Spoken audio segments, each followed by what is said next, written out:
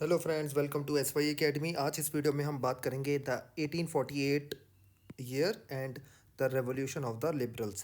Precisely दोस्तों, इसमें हम जर्मनी के जो आज़ादी के टाइम है उसको डिस्कस करेंगे। प्रिसाइजली हम फ्रैंकफर्ट का जो असेंबली हुई थी, जो थोड़ा सा अनसक्सेसफुल रही थी, उसको हम डिस्कस करेंगे।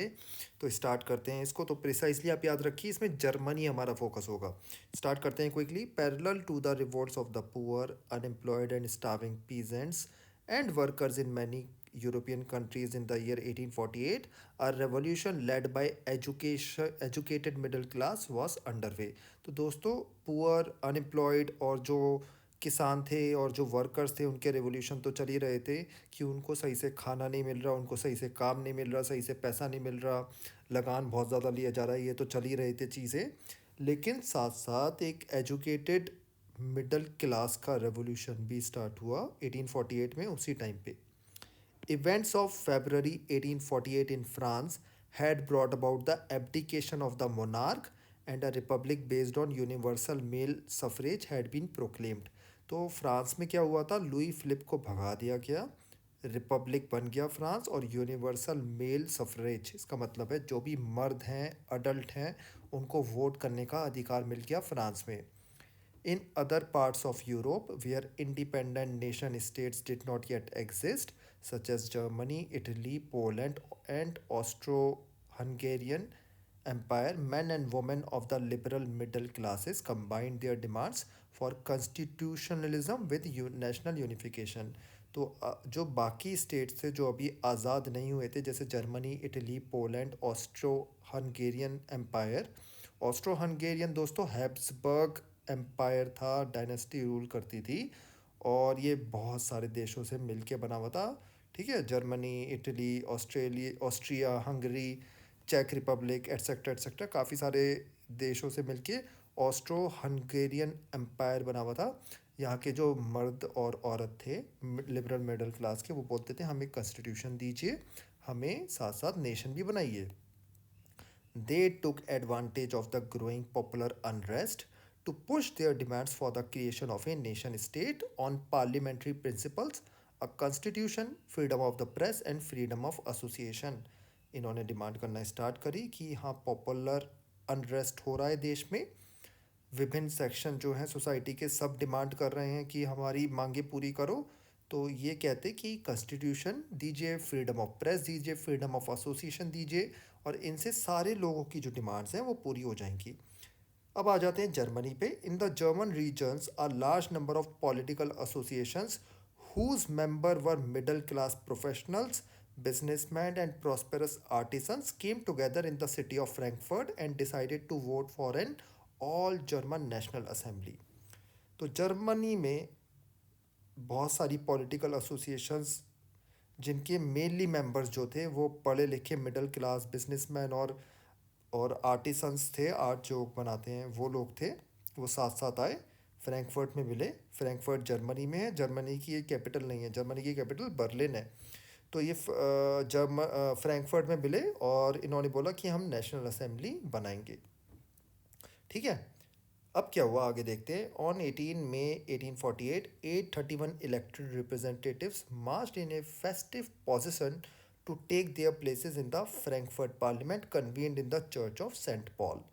तो फ्रैंकफर्ट पार्लियामेंट ऑर्गेनाइज हुआ in the church of Saint Paul, और 831 इलेक्टेड रिप्रेजेंटेटिव्स जो थे जर्मनी के वो वहाँ पे आए। They drafted a constitution for a German nation to be headed by a monarchy subject to a parliament. तो इन्होंने बोला कि हमें मोनार्की चाहिए। मोनार्की का मतलब होता है कि हेड ऑफ स्टेट जो होगा वो किंग होगा, जैसे ग्रेट ब्रिटेन है। तो इन्होंने बोला ठीक है, हमारे जो किंग हैं फ्रेडरिक विलियम चार, ठीक है, जो इस टाइम किंग ऑफ प्रशिया थे, वो हमारे किंग बनेंगे और हम अपना कॉन्स्टिट्यूशन लाएंगे, पार्लियामेंट बनाएंगे। उसके बाद क्या हुआ देखते हैं, बड़ा इंटरेस्टिंग रहा। When the deputies offered the crown on these terms to Frederick William four, king of Prussia, he rejected it and joined other monarchs to oppose the elected assembly. लेकिन फ्रेडरिक विलियम फोर, जिनके पास opportunity थी कि सारे Germans जो थे उनकी मांगे पूरी करवा देते, उनकी आशाओं पे आगे बढ़ पाते, उन्होंने रिजेक्ट कर दिया टर्म्स को, बोला भाई मुझे नहीं बनना मोनार्क, मैं अभी प्रशिया का जो मोनार्क हूँ वही गुड है, वेल एंड गुड है। मैं आपको समझा दूँ दोस्तों, Prussia is a part of Germany, ठीक है। ये अगर प्रशिया है तो जर्मनी बड़ा है। तो प्रशिया जो था वो सबसे इम्पोर्टेंट स्टेट था जर्मनी का, ठीक है, जो रीजन है प्रशिया का। और प्रशिया चाहता था कि हमारे जो किंग बने, या जर्मनीज भी जो चाहते थे कि प्रशिया के जो एम्परर हैं वो जर्मनी के एम्परर बने और जर्मनी ऐसे बने, ठीक है। तो ऐसा है, तो Prussia is was a part of Germany only, ये याद रखिए, कंफ्यूज मत होना। लेकिन जर्मनी से छोटा पार्ट था प्रशिया का। और प्रशिया सबसे प्रॉस्पेरस स्टेट था जर्मनी का, वो बहुत सारी स्टेट से मिला के जर्मनी बना है, ठीक है। जैसे आप भारत में मान लो, फॉर एग्जांपल, एग्जांपल तो यार भारत में वैसे कुछ भी देना मुश्किल ही है, महाराष्ट्र मान लो, ठीक है, बहुत पैसे हैं उसके पास। लेकिन ऐसा सही एग्जांपल वो फिर भी नहीं बोलूँगा मैं, ठीक है। फॉर एग्जांपल आप साउथ इंडिया मान लो, साउथ इंडिया में बहुत ज़्यादा इकोनॉमिक एक्टिविटी होती है, अगर आप इंडिया में पढ़ोगे तो सबसे ज़्यादा इकोनॉमिक एक्टिविटी साउथ इंडिया की है। तो साउथ इंडिया की तरह था प्रशिया, ठीक है। जो तो जर्मनी ने बोला कि ठीक है भाई, हम जर्मन स्टेट बनाना चाहते हैं और प्रशिया के जो किंग होंगे वो हमारे मोनार्क होंगे, ऐसे करके बातें चली। लेकिन किंग ने रिजेक्ट कर दिया, वो अदर मोनार्क्स के साथ जुड़ गए कि हमें इलेक्टेड असेंबली नहीं चाहिए। While the opposition of the aristocracy and military became stronger, the social base of parliament eroded. तो एरिस्टोक्रेसी मतलब ये जो एरिस्टोक्रेट लोग थे कि एक ही फैमिली के किंग बनते रहेंगे, और मिलिट्री जो थी उसका अपोजिशन चल रहा था। लेकिन ये जो पार्लियामेंट में मेंबर्स थे इनका सोशल बेसिस कम हो गया। सोशल बेसिस का कम मतलब कम है कि उसमें मेंबर्स की डाइवर्सिटी कम हो गई, सब एक ही तरीके के मेंबर्स आने लग गए। The parliament was dominated by middle classes who resisted the demands of workers and artisans and consequently lost their support. तो ये जो मिडिल क्लास थे ना, यही थे सारे के सारे मेंबर्स पार्लियामेंट के। तो वर्कर्स और आर्टिसंस बोलते यार हमारे तो रिप्रेजेंटेटिव्स ही नहीं है, हम क्यों सपोर्ट करें इन्हें। और ये जो मिडिल क्लास थे, ये इनकी बातें भी ऐसी थी, साइंटिफिक बातें, रैशनल बातें, ये पीजेंट्स के फेवर में ज़्यादा कुछ बोल ही नहीं रहे थे, वर्कर्स के फेवर में कुछ बोल ही नहीं रहे थे। In the end troops were called in and the assembly was forced to disband. तो ये जो असेंबली इकट्ठी हुई थी फ्रैंकफर्ट में, इसे भगा दिया गया, फोर्स आ गई, ठीक है। और प्रशिया प्रशिया ही रहा, जर्मनी के जो अलग अलग स्टेट्स थे वो अलग अलग ही रहे। इससे काफ़ी ज़्यादा अभी बिस्मार्क के जो आएंगे वो एक काफ़ी अच्छा लेसन लर्न करेंगे इस इंसिडेंट से। The issue of extending political rights to women was a controversial one within the liberal movement in which large number of women had participated actively over the years. तो दोस्तों हमने यहाँ तक तो Germany के बारे में पढ़ लिया, अब थोड़ा सा वुमेन के बारे में पढ़ लेते हैं। तो एक तरफ तो ये डिमांड कर रहे थे सबको राइट दो, सबको इक्वालिटी का अधिकार दो, लेकिन जब वुमेन का क्वेश्चन आ रहा था तो उसका कुछ आंसर ही नहीं दे रहे थे, डिस्पाइट ऑफ द फैक्ट कि वुमेन भी अच्छा खासा प्रोटेस्ट दे रही थी, साथ दे रही थी, ठीक है, पढ़ी लिखी भी थी। Women had formed their own political associations, founded newspapers and taken part in political meetings and demonstrations. तो वुमेन दोस्तों इस टाइम में आगे बढ़ रही थी बड़ी तेज़ी से जर्मनी में, पॉलिटिकल एसोसिएशंस बना रही थी, अपने न्यूज़पेपर बना रही थी, पढ़ी लिखी थी, डिमॉन्स्ट्रेशन करती थी, पॉलिटिकल मीटिंग अटेंड करती थी, पढ़े लिखों की तरह बातें करती थी। ऐसा कुछ नहीं था कि हाँ किसी चीज़ में वो पीछे रह रही थी। यहाँ पे एक वर्ड आएगा फेमिनिस्ट। फेमिनिस्ट का मतलब क्या होता है काफ़ी लोगों को समझ में नहीं आता, और काफ़ी लोग तो बड़ा इसे नेगेटिवली भी लेते हैं आज तक, ठीक है। ठीक है, हाँ, सब सब कुछ कुछ इसका फ़ायदा उठाते हैं, कुछ लोग इसको नेगेटिवली लेते हैं, लेकिन इसका जो मीनिंग है, इसका मतलब है awareness of women's right and interest based on the belief of social economic and political equality of the genders. तो आपको अवेयर होना कि वुमेन के राइट क्या है, इंटरेस्ट क्या है, एंड इसमें बिलीफ कि ये जो वुमेन और वुमेन के राइट और इंटरेस्ट हैं ये social economic and political equality पर है, ठीक है। तो सोशली पॉलिटिकली एंड इकोनॉमिकली ये तो इक्वल है। इक्वल मतलब कहने का मतलब ये है कि पॉलिटिकल से अगर देखें तो एक मर्द औरत के पास बराबर अधिकार होना चाहिए वोट का, जो आज है भी। इकोनॉमिकली मतलब सेम जॉब के लिए सेम सैलरी ज़्यादातर जगह मिलती है, राइट। सोशली भी इक्वल, ऐसा नहीं कि पानी पीना है तो वुमेन बाद में पिएगी, राइट। तो सोशल का मतलब ये हुआ, ठीक है। आई होप चीज़ें क्लियर हो रही होंगी आपको। तो हम वापस आते हैं अपनी ये जो चीज़ें हैं कि वुमेन आगे बढ़ रही थी, despite this they were denied. तो इसको हम पढ़ते हैं, इसको मैं क्विकली पढ़ूंगा और आपको बड़ी ही विचित्र बातें दिखेंगी यहाँ पे। How were liberty and the equality for women to be defined, ये क्वेश्चन आता है। तो liberal politician Carl Welcker an elected member of the Frankfurt parliament expressed the following views. आपको ये व्यूज़ सुन के हंसी आएगी शायद आज के टाइम में, बट ये समझिए दोस्तों कि ये उस टाइम के व्यूज़ हैं, ठीक है, उस टाइम के व्यूज़ हैं, तो उसको उसी एंगल से देखेंगे। Nature has created man and women to carry out different functions.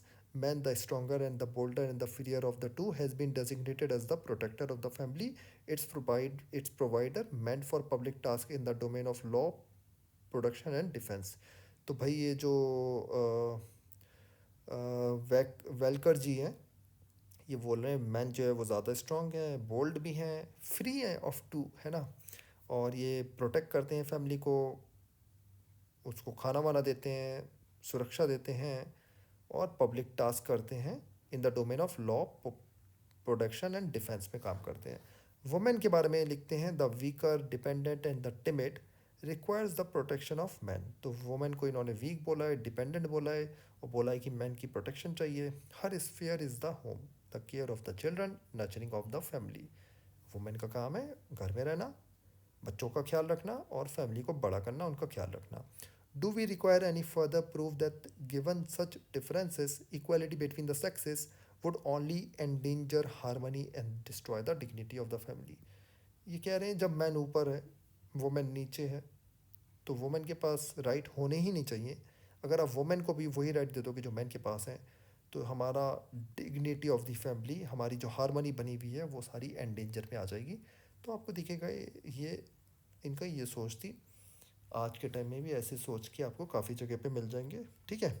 Anyways आगे बढ़ते हैं, यहाँ देखते हैं जी ये लुई ऑटो पैटर्स क्या कहते हैं। Was a political activist who founded a women's journal and subsequently a feminist political association. तो फेमिनिस्ट का मतलब क्या होता है आपको कमेंट सेक्शन में पता ही चल गया होगा, अभी तक पता ही चल गया होगा, मैंने बता दिया है। The first issue of her newspaper carried the following editorial. तो 1849 में ये मोहतरमा लिखती हैं कि let us ask how many man possessed by thoughts of living and dying for the sake of liberty would be prepared to fight for the freedom of entire people of all human beings। तो ये कह रही हैं कि मर्दों से पूछते हैं कि जो वो बड़ी बड़ी बातें कर रहे हैं और मरने को तैयार है फॉर लिबर्टी, मतलब आज़ादी के लिए मरने को तैयार हैं, क्या ये सबकी फ्रीडम की फ़ाइट कर रहे हैं या सिर्फ अपनी फ्रीडम की बात कर रहे हैं, ठीक है। When asked this question they would all too easily respond with a yes. जब ऐसा क्वेश्चन पूछेंगे तो ऐसे जो लोग हैं वो बोलेंगे यस, हाँ, तो हम तो सबके लिए फाइट कर रहे हैं। Though their untiring efforts are intended for the benefit of only one half of humanity man. ये कहती हैं कि ये जो मैन फाइट कर रहे हैं फॉर लिबर्टी, ये सुन के बड़ा ही अजीब सा लगता है कि ये जो मैन हैं सिर्फ हाफ ऑफ ह्यूमैनिटी के लिए काम कर रहे हैं मैन, बाकी किसी के राइट की नहीं कोई परवाह नहीं है। But liberty is indivisible. ये मोहतरमा कहती है कि लिबर्टी जो है डिवाइड नहीं की जा सकती। Free man must not tolerate to be surrounded by the unfree. ये कितनी बड़ी बात कहती कि फ्री जो मर्द हैं उनको बिल्कुल भी ये टॉलरेट नहीं करना चाहिए कि हम अनफ्री बंधे हुए लोगों के साथ रह रहे हैं। तो ये इनडायरेक्टली ये कह रही हैं कि वुमेन के जो राइट्स हैं वो इम्पोर्टेंट हैं और इक्वल राइट्स मिलने चाहिए। An anonymous reader of the same newspaper sent the following letter to the editor on 25 जून 1850। तो एक एनोनिमस रीडर ने एक बड़ी इंटरेस्टिंग बात कही, इसको भी पढ़ लेते हैं। It is indeed ridiculous and unreasonable to deny women political rights even though they enjoy the right to property which they make use of. तो राइट टू प्रॉपर्टी तो मिला हुआ है वुमेन को, लेकिन वोटिंग राइट नहीं मिला हुआ वुमेन को। ये क्या बात हुई भाई। They perform functions and assume responsibilities without however getting the benefits that accrue to men for the same। तो ये कह रहे हैं कि वुमेन फंक्शन भी करती हैं, रिस्पॉन्सिबिलिटी भी सारी लेती हैं, लेकिन राइट नहीं मिला हुआ। ये कैसा इनजस्टिस है भाई, ये बोलते हैं it is not a disgrace that even the stupidest cattle herder possesses the right to vote simply because he is a man, whereas highly talented women owning considerable property are excluded from this right even though they contribute so much to the maintenance of the state। तो देखिए दोस्तों, जिनके पास property होती है वो tax ज़्यादा देते हैं। तो यहाँ पे ये कहते हैं कि एक मर्द जो गाय घुमा रहा है उसके पास राइट टू वोट है, लेकिन एक पढ़ी लिखी वुमेन जिसके पास बहुत बड़ी प्रॉपर्टी है, जो स्टेट को कंट्रीब्यूट भी कर रही है, उसके पास राइट टू वोट नहीं है, ये कैसे जस्टिफाइड है? तो इंटरेस्टिंग बातें कही गई हैं, आपको भी सुन के शायद अच्छा लगा हो इस सोर्स सी में। तो ऐसे क्वेश्चन आ सकते हैं आपके एग्ज़ाम में। मोस्ट इंपॉर्टेंट जो हमने इस लेक्चर से पढ़ा वो है फ्रैंकफर्ट का ये जो पार्लियामेंट कन्वीन हुई 1848 में, और यहाँ पे अभी जर्मनी नहीं बन पाया, रशिया के जो किंग थे उन्होंने ताज लेने से मना कर दिया। तो that's all, thank you. Suffrage rights during the election of the assembly, लेकिन जब इलेक्शन ऑफ द असेंबली हो रही थी तो वुमेन को बोला आप तो वोट ही नहीं दे सकती जी। When the Frankfurt Parliament convened in the Church of St. Paul, women were admitted only as observers to stand in the visitor gallery. तो आपको दिखेगा ये वुमेन बैठी हुई हैं, मेरे हिसाब से यही है women, right? Contemporary colour print notice the women in the upper left gallery. Upper left मतलब वो आई होप यही हो, या ये भी हो सकता है ना, पता तो चल नहीं रहा। तो या अपर लेफ्ट ये हो। कमेंट सेक्शन में बताइए भाई वुमेन इनमें कौन सी है, ABCD इनमें से कौन सी वुमेन है भाई, ठीक है? तो एनीवेज ये अच्छी चीज़ है पता ना करना, इसका मतलब है कि सब इक्वल है, ठीक है? एनीवेज कहने का मतलब ये है, जब फ्रैंकफर्ट पार्लियामेंट हुआ तो वुमेन जो थी सिर्फ वो ऑब्जर्व करने के लिए बैठी थी, वोट नहीं। हाँ, नंबर में बुला लिया उनको लेकिन अधिकार नहीं दिए, तो ये चीज़ें गलत थी। Though conservative forces were able to suppress liberal movements in 1848, they could not restore the old order. तो यहाँ पे हम 1848 के रिवॉल्यूशन के बारे में थोड़ा सा समझेंगे दोस्तों, कि 1848 में हाँ कुछ खास अगर आप देखो तो आप बोलोगे कि कुछ अचीव तो हुआ नहीं, ठीक है, कोई आज़ाद तो हुआ नहीं, लेकिन ओल्ड ऑर्डर रिस्टोर नहीं हो पाया। Monarchs were beginning to realize that the cycle of revolution and repression could only be ended by granting concessions to the liberal nationalist revolutionaries। तो आपको देखिएगा कि मोनार्क्स जो थे इन्होंने काफ़ी ज़्यादा राइट्स दिए लोगों को। Hence in the years after 1848 the autocratic monarchies of Central and Eastern Europe began to introduce the changes that had already taken place in Western Europe before 1815। तो वेस्टर्न यूरोप, अगर ये आपका यूरोप है, western Europe से कहने का मतलब ये है, ये वाला पार्ट जिसमें यूके आता है, फ्रांस आता है, एटसेट्रा एटसेट्रा आते हैं देश, ठीक है, ये आपको रीजन डेवलप ज़्यादा दिखेंगे। इवन आज भी वेस्ट यूरोप ईस्ट यूरोप से ज़्यादा डेवलप्ड है। ईस्ट यूरोप में जनरली आप चीज़ें जैसे देखो तो आपके और अलग अलग कंट्रीज़ आते हैं, ठीक है, जिसमें जर्मनी, इटली भी आता है, रशिया भी आता है, ठीक है। देखिए अब ये कंट्रोवर्शियल बात है, अब आप बोलोगे जर्मनी भाई यूके फ्रांस से कैसे पीछे है? हाँ ठीक है, दैट्स ट्रू। और टू बी ऑनेस्ट जर्मनी भी वेस्ट यूरोप में ही काफ़ी ज़्यादा माना जाता है। बट एनीवेज यहाँ पे एक चीज़ समझाने वाली बात यह है कि जो वेस्ट यूरोप में यूके फ्रांस वगैरह में जो राइट्स थे लोगों के पास, वो ईस्ट यूरोप में भी मिलना शुरू होंगे। जैसे जैसे कैसे कैसे हुआ भी कि सर्वडम एंड बॉन्डेड लेबर जो था, ठीक है, कि लोग अटैच थे, फैमिलीज अटैच थी, कि आपको ज़िंदगी भर ये छोटा काम ही करना है, वो अबॉलिश कर दिया गया इन हैब्सबर्ग डोमिनियन, मतलब ऑस्ट्रिया हंगेरियन एम्पायर में और रशिया में, ठीक है। Habsburg rulers granted more autonomy to the Hungarians in 1867। जो हंगेरियंस थे, अब तो हंगरी अपना देश ही है, इस टाइम पे ऑस्ट्रो हंगरी एम्पायर का पार्ट था, तो हैब्सबर्ग के रूलर जो थे वो रूल करते थे, तो उनको और राइट्स दिए गए इन 1867। तो ये चीज़ें इनकी सक्सेसफुल थी। आइडियोलॉजी का मतलब क्या होता है? आइडियोलॉजी का मतलब होता है system of ideas reflecting a particular social and political vision, ठीक है। सिस्टम ऑफ आइडियाज़ की आपकी आइडिया क्या है, आइडियोलॉजी क्या है? काफ़ी लोग बोलते हैं ना, आजकल तो लोग बोलते हैं हमारी कोई आइडियोलॉजी नहीं है ठीक है, तो वो भी चीज़ है। आप बताइए, आप कमेंट सेक्शन में आपकी आइडियोलॉजी क्या है। Compare the positions on the question of women rights, voiced raised by three writers cited above. What do they reveal about liberal ideology?